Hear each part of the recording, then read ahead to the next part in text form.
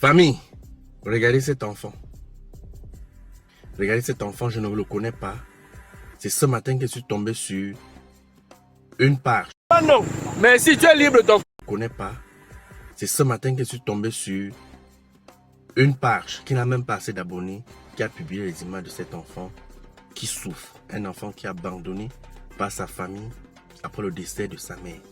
J'ai écouté son histoire de début jusqu'à la fin. Ça m'a blessé. Ça m'a touché. Et j'ai décidé d'aller rencontrer cet enfant. Donc le temps d'aller rencontrer cet enfant, je vous prie également d'écouter l'histoire de cet enfant. Parce que j'ai décidé d'aider cet enfant. S'il veut, vraiment. Donc, le gars a posté la vidéo, il n'a pas mis de contact. Apparemment, il n'a même pas de téléphone. Et il a quand même expliqué où on peut trouver l'enfant. Donc, je vais aller chercher l'enfant.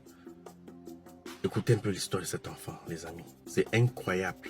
Alors, bonjour mon petit. Bonjour monsieur. Tu parles à haute voix. Tu t'appelles comment? Jana Félix Junior. Jana Félix Junior. Oui. Tu es d'où? Je suis Eton Dobala. Eton Dobala. Ok. Qu'est-ce qui t'amène ici à la montagne? Mon histoire est très longue, mais je vais couper pour résumer tout. C'est que après la mort, parce que d'abord je suis orphelin de mère. Et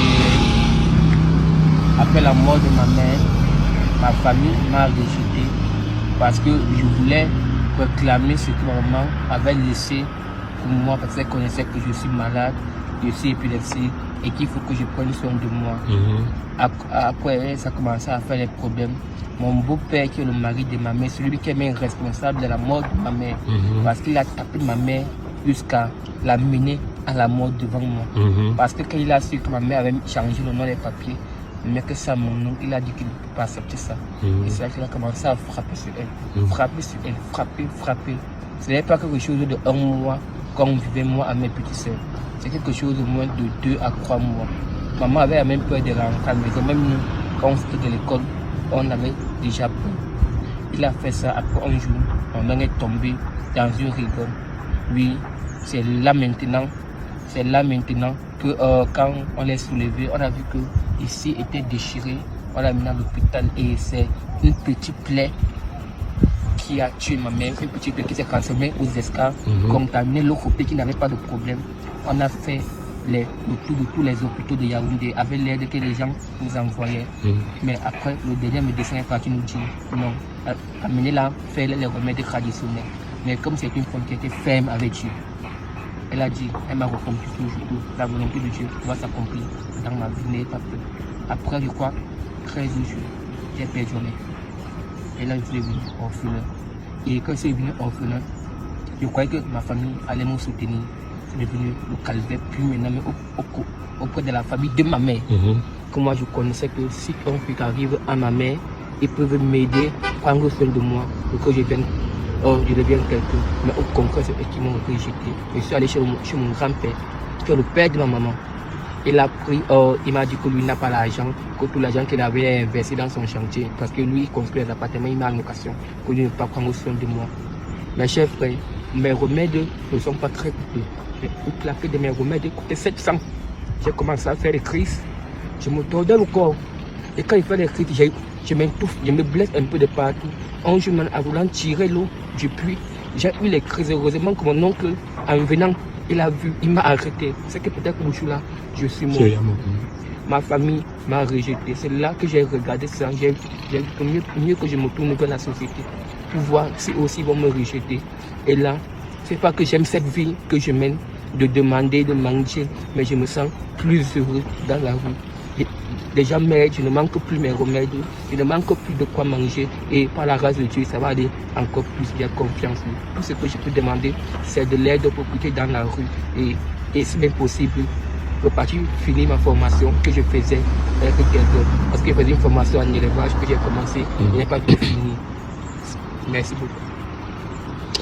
Ton histoire me touche, mon petit, ton histoire me touche. Ça veut dire que le mari de ta mère, la maison que ta mère a laissée, donc François a prouvé ma mère, le genre que, tonton, tu aimes une femme, tu la prouves avec ses biens qu'elle a construit avec l'argent qu'elle a travaillé. Toi, tu as dit que ta mère travaillait dans quelle pharmacie encore? À la pharmacie Montesquieu. Pharmacie Montesquieu. Oui, à la pharmacie Montesquieu. D'accord, ta mère s'appelait comment? Manga Lydie Pélagie.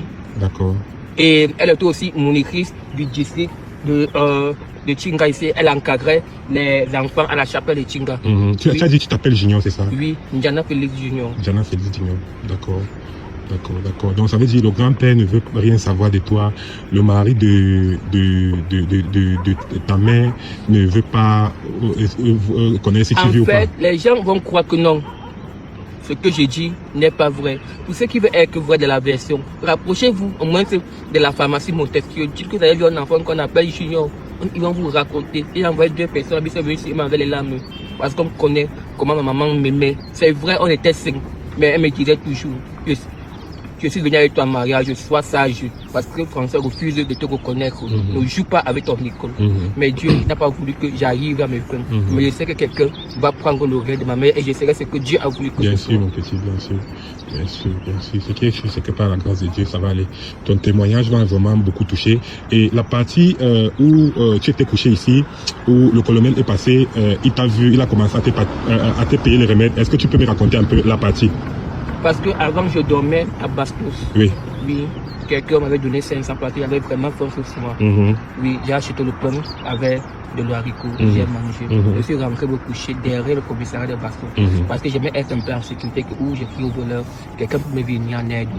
Oui, après, vers les minuit, 1 heure, l'épaule a commencé à me faire mal. C'est l'épaule qui est déboîtée ici. Ça a commencé à me faire mal. Ça, c'est que le colonel a fait opérer. Oui. Non. Opérer. Oui. D'accord. Ça a commencé à me faire mal. Et quand ça a commencé maintenant à me faire mal, ça a commencé à me faire mal en moins de 2 jours. Mes 2 mains gonflaient, mon ventre gonflait et le plus persistait au niveau de cette main-ci. Mes pieds gonflaient, ça n'arrivait même plus dans mes babouches. Quand je marchais et je pleurais, je demandais de l'aide. Parce que j'ai eu mal, mais je n'ai jamais eu mal jusqu'à ce point. C'est comme ça que j'arrive ici en pleurant. Je ne sais pas comment j'ai fait pour arriver ici. Personne ne m'a amené ici. Je me suis assis, j'ai pleuré. Vers là-ci, le colonel en question qui est venu, comme mon papa, qui est maintenant papa pour moi, qui était en train de faire sport, il s'arrête, il me dit, mais qu'est-ce qui se passe? Je lui dis, papa, moi-même je ne connais pas. Mon corps ne fait que gonfler comme ça depuis 2 jours. Une femme aussi, elle est dans la main, elle m'a demandé, tu n'es pas sûr que tu as volé la chose de quelqu'un? Je lui ai dit que mine de rien, je touche ce qui ne m'appartient pas. C'est là qu'ils sont partis. Le colonel est revenu le lendemain en journée avec une petite ambulance. On m'a amené à Obala. Chez un monsieur. Le monsieur m'a dit, enlève tes babouches. Dès que j'ai enlevé les babouches, il a dit au monsieur là, donc je ne suis pas bien ancré dans la maison. Il a dit, il a pris un mauvais agent entre les mauvaises mains. J'ai directement su de quel argent. C'était les 500 que le monsieur t'avait donné le soir. De quel argent il parlait ou bien que ça vient de la famille de ma mère. Parce que ce même jour, il avait fait un tour chez mon grand-père. Jusqu'il m'a dit, aide-moi à porter les papins. Je l'ai aidé à porter les papins. Après, il a dit que j'ai pris, il m'a dit qu'il n'a pas l'argent. J'ai continué ma route. C'est la dernière fois que j'ai eu mon grand-père ici. Depuis plus de 2 ans, c'est ici que je suis. Le colonel a fait, on t'a opéré. Je crois que ta main, ça va déjà bien. Ça va déjà. On rend grâce vraiment à Dieu, mon petit. Ça va déjà. On rend grâce à Dieu. Ce qui est sûr, c'est que il y aura beaucoup de choses qui vont se passer. Je vais parler à mon boss, comme il t'a expliqué. On va travailler. Je vais te dire ce qui va se passer. Tu comprends un peu, non? Je vais. Un jour, j'étais en manque de remède quand je venais d'arriver ici. J'étais assis ici où je m'assois souvent parce que mes crises, quand ça veut venir, ce n'est pas comme l'épilepsie que je perds la tête brusquement. Je commence déjà à transpirer beaucoup. Et quand je commence à transpirer, je sais qu'il faut que je cherche un endroit où il n'y a pas de danger. Parce qu'ici, je peux tomber, je tape ma tête là facilement et je me retrouve en bas. C'est là que c'est parti m'allonger là-bas sur le gazon. C'est là que la GP vient. Il y a un qui me faisait. Il me dit que je n'ai pas les remèdes. Autant qu'il cherche le brick pour aller le nom du remède de phénobarbital. 2 gars Bamoun arrivent dans leur voiture, ils prenaient leur air tranquillement. Ils m'ont d'abord regardé. C'est comme si Dieu les a dit que non, aider cet enfant. Un a démarré la voiture, il est parti, il a acheté les remèdes, et il a mangé, et l'eau, il est venu. Jusqu'à présent, le gars Bamoun là, s'il vient là, il va toujours m'aider. Il m'a même promis que dès qu'il revient, même s'il faut qu'il parte me laisser dans le village, il est prêt au lieu que je continue à souffrir ici.